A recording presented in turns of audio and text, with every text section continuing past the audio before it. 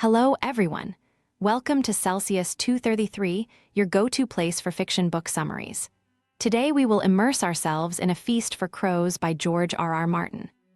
A Feast for Crows, 2005, by George R.R. Martin is the fourth installment of the Song of Ice and Fire series. Set in a war-torn Westeros and Essos, the novel explores the fallout from the War of the Five Kings and the power struggles that ensue. The book shifts focus to key regions like the Iron Islands, Dorne, and the Southern Kingdoms, while presenting a fragmented, character-driven narrative. Plot summary. The sun rose over a fractured land, its golden light touching the ashes of the War of the Five Kings.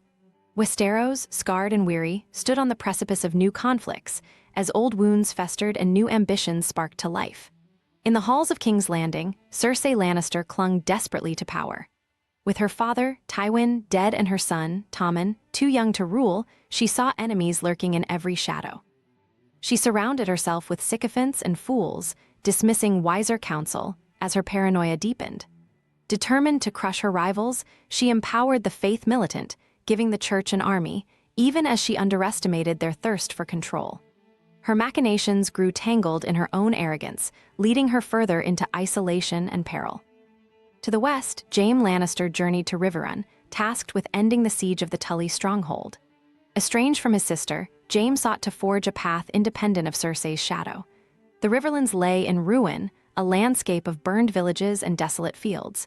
He encountered remnants of the war's chaos, including soldiers weary of endless conflict. At Riverrun, he faced the steadfast resolve of Brynden Tully, the Blackfish, who refused to yield. Jaime's efforts revealed his growing pragmatism and disillusionment with the legacy of his family's violence, even as he sought to secure their future.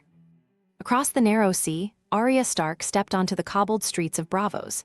In the House of Black and White, she began her training with the Faceless Men, an enigmatic order of assassins. They stripped her of her identity, teaching her to abandon Arya Stark and become no one. Yet Arya struggled, her heart tethered to her family and her desire for vengeance. Her journey became one of transformation and sacrifice, a thread pulled taut between the past and an uncertain future. In the windswept Iron Islands, the death of Balon Greyjoy sparked a fierce struggle for the Seastone chair. Aeron Damphair, prophet of the drowned god, called a Kingsmoot to decide the fate of the Ironborn. Among the contenders was Ashag Greyjoy, Balon's fierce and cunning daughter, who sought to lead her people with vision and strength. But the winds shifted with the arrival of Euron Greyjoy, Balon's exiled brother, who returned with dark promises and the power of sorcery. His words swayed the Ironborn, and with their support, he claimed the Seastone chair, setting the stage for further conflict within the Isles and beyond.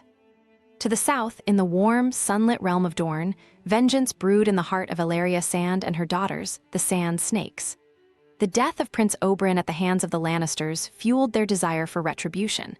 Yet Prince Doran Martell, ruler of Dorne, remained patient and calculating. He played a longer game, seeking alliances and plotting to place his son, Quentyn, in a position of power across the sea. His cautious nature clashed with the fiery zeal of his kin, as the fragile peace in Dorne hung by a thread. Meanwhile, Brienne of Tarth wandered through the devastated Riverlands on her quest to find Sansa Stark.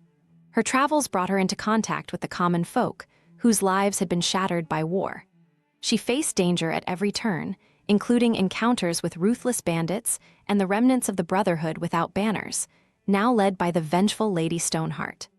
Brienne's unyielding sense of honor and duty guided her through trials, even as she grappled with the futility of her mission. Far to the north, Samwell Tarly departed the Wall, tasked with a critical mission. Alongside Gilly and Maester Aemon, he sailed south to the Citadel in Old Town. The journey was fraught with hardship, as they faced storms, sickness, and threats from both men and beasts. Maester Aemon, old and frail, succumbed to the trials of the voyage, leaving Sam to carry the burden of his knowledge alone. In Old Town, Sam confronted the rigid traditions of the Maesters, a stark contrast to the pressing needs of the realm. In the cold, foggy streets of Old Town, the shadow of conspiracy loomed. The prologue unveiled dark whispers of alchemists, glass candles burning, and ancient secrets stirring to life. Beneath the surface, a hidden war began to take shape, one that promised to intertwine with the fates of the great houses and the survival of Westeros itself. As autumn deepened and the nights grew longer, the scars of the War of the Five Kings refused to heal. The world moved with a deliberate inevitability toward greater chaos. The Lannisters' grip weakened, the Ironborn readied their ships for conquest, and the scattered remnants of House Stark carried their struggles far and wide. Across the sea, dragons stirred and prophecies whispered of fire and blood. In Westeros, the winds carried the scent of death and the promise of change, as the Game of Thrones continued, more perilous than ever. That's it for today, but if you're craving more, dive into the rest of A Song of Ice and Fire series by George R.R. Martin. The details are in the description, or just search on Celsius 233. Remember, while our summaries capture the essence, they can never replace the full experience of reading the book. If this summary intrigued you, consider diving into the complete story, buy the book, and immerse yourself in George R.R. Martin's original work. Bye-bye, take care, have fun.